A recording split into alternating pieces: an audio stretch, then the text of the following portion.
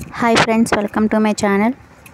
Today update వచ్చేసరికి Telangana RTC బస్సులో digital payments విధానం అందుబాటులోకి రానుంది.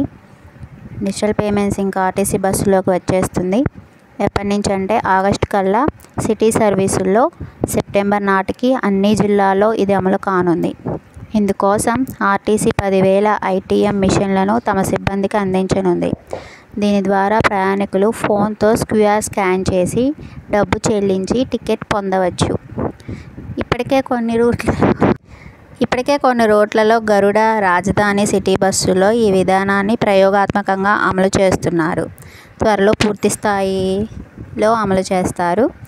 అండ్ క్యూఆర్ కోడ్ స్కాన్ ద్వారా డబ్బు చెల్లించడానికి వీలవుతుంది. ఇంకా ఇది నిజంగా ప్రయాణికులకు గుడ్ న్యూస్ అనే చెప్పొచ్చు.